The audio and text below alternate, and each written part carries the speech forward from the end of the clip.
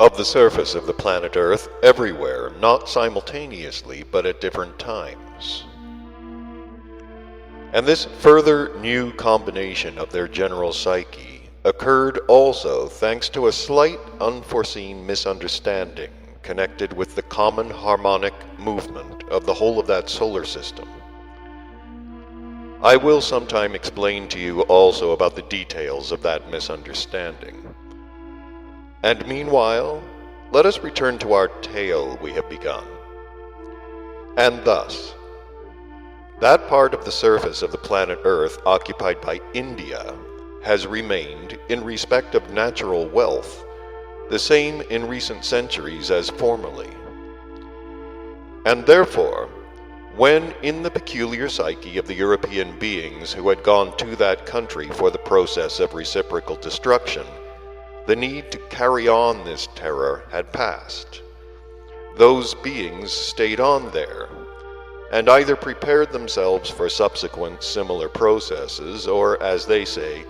earned enough to send the required goods for the ordinary existence of their families who had remained on the continent Europe. And all kinds of goods they earned there by means of their trades, consisting for the most part of manufacturing what are called copper buttons, hand mirrors, beads, earrings, bracelets, and various other such gewgaws, for which it appeared the beings of that country also had a weakness. Quite from the beginning of this period, the beings of the continent Europe began in various ways to take from the local beings there in Gemchania their lands, also, on which they began to exist, just as on the continent Europe, in separate groups according to the community from which they had emigrated. These beings from different communities of Europe continued also to manifest there toward each other the kind of strange being relationship which beings of one European community manifested then and still continued to manifest towards beings belonging to other communities of the same continent. Namely, thanks also to the consequences of the properties of the organ Kundabuffer, they cultivate feelings which had been crystallized in them into the forms of particular functions existing there under the names of envy, jealousy, sandur, i.e., wishing the death or weakness of others, and so on. And there in Gemchania, too, beings of one community began to pipe with full blast against beings of another community that Hasnamussian music they call policy. That is, they began to criticize each other, to lower each other's standing, to down each other, and so on, their aim being to create what is called prestige among the local beings in relation to their own community. In the course of such a policy, one of the heads of a certain European community in some way or other learned the secret, how to influence the psyche of beings of other communities to acknowledge the authority of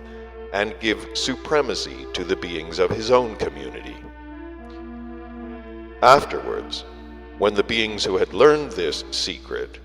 the principle of the action of which was called Xvaznel,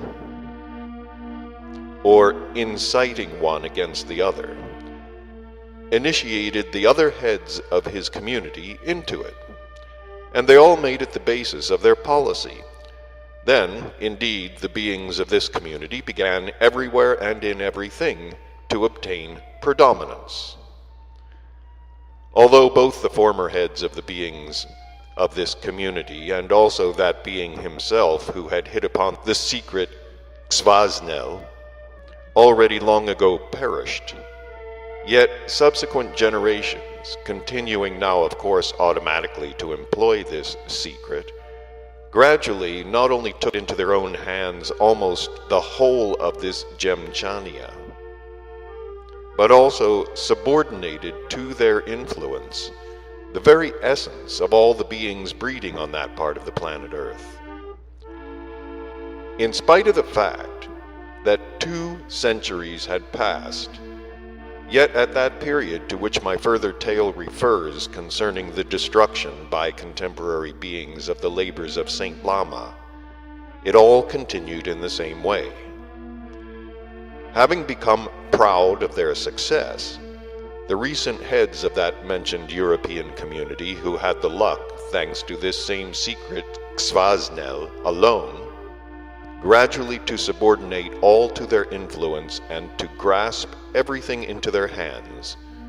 wished to lay their paws even on that which had until then been considered unattainable. Namely, they decided to take possession of also that neighboring country called Tibet,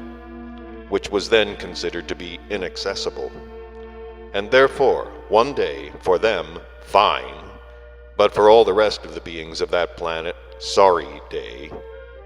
they assembled many beings of their community, and still more from among the number of small local communities already conquered by them, and with the help of every possible new invention of their contemporary European civilization for the process of reciprocal destruction, they began very quietly to move towards this country hitherto considered inaccessible. In spite of the help of these European new inventions of every kind, this movement of theirs up country was very difficult and cost them very dearly,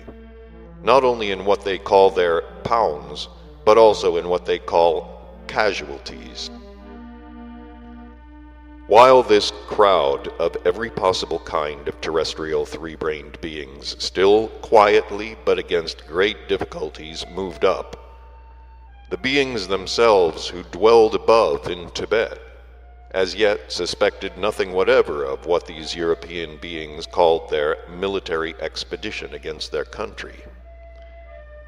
And they learned about it only when that mob was already up. When the beings of this high country learned of this unusual event, they immediately became alarmed and agitated because they had grown accustomed to the notion during many centuries that the place of their existence was inaccessible to everybody, and that beings of other communities, no matter what may be their means for the process of reciprocal destruction, would be unable to penetrate to them in any way. So certain were they of this, that they had not even once cast a glance downwards to see what was being done during this time in respect of the aim of penetrating into their inaccessible country, and hence they did not take any corresponding measures in advance. It was from this that the sorrowful events subsequently came, which were finally to destroy all the results created by that full of faith sacred individual, Saint Lama. First of all, it is necessary to tell you that this high country was a place of existence also of that small group consisting of 7 beings there, also according to the rules established from the very beginning, were guardians of the most secret instructions and last counsels of Saint Lama. This group consisted of these 7 beings who,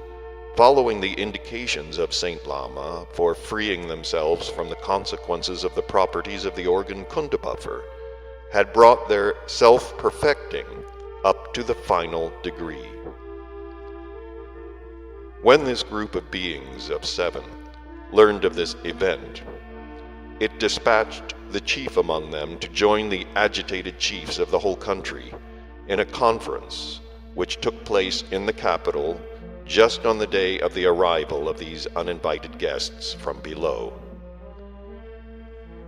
The assembled heads of the Tibetan beings